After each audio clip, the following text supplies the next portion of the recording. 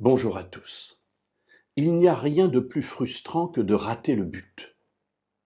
Et cela est particulièrement vrai dans le domaine des sports.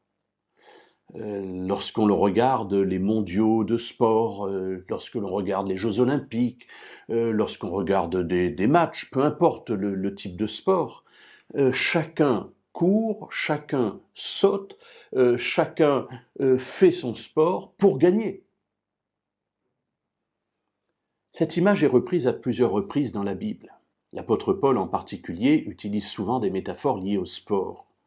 Et dans la première lettre aux Corinthiens, au chapitre 9, au verset 24, il dit « Ne savez-vous pas que ceux qui courent dans le stade courent tous, mais qu'un seul reçoit le prix ?»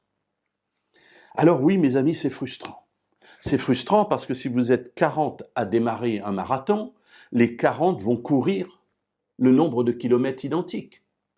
Mais seul celui qui arrive au bout sera honoré. C'est pareil dans tous les sports. Et pourtant, s'il y a quelque chose de fondamentalement inégalitaire, injuste, on a couru comme eux. Alors, pas comme tout à fait, parce que l'autre a couru plus vite. L'autre a été plus attentif, l'autre a tiré mieux les flèches, l'autre est allé à 2 millimètres au-dessus de soi et a passé la barre alors que nous on l'a touchée et elle est tombée. Oui, il y a des différences, mais les efforts ont été là, les privations ont été là, mais un seul reçoit le prix. Dans le salut, cette injustice n'existe pas.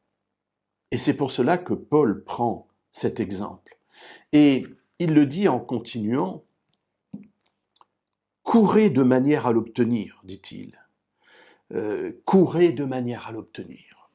Et il va souligner ici les efforts consentis par les sportifs pour atteindre quelque chose, ou plus exactement pour tenter d'atteindre quelque chose, puisqu'un seul l'atteindra. Tous les autres passeront à côté. Mais ils font tous des efforts intenses pour atteindre le prix. Les efforts doivent être identiques pour chaque croyant. Dieu place devant nous la vie éternelle, il nous la donne, mais nous devons la prendre, nous devons la garder, nous devons faire en sorte d'être en communion avec lui pour que son esprit mette en nous les forces nécessaires pour atteindre dans la persévérance le but, mais personne ne peut nous ravir ce but, parce que chacun de nous, nous pouvons l'avoir. Il n'y a pas une seule couronne. Chacun de nous avons notre couronne préparée pour nous.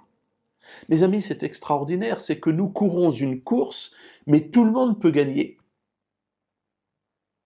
Alors, la comparaison avec le domaine du sport s'arrête là. Les efforts, la persévérance, courir en regardant le but, mais pour la récompense, on n'est plus du tout dans le même domaine.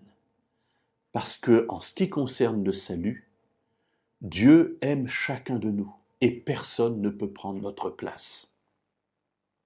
Celui qui est persévérant jusqu'au bout recevra la couronne, même s'il arrive le dernier.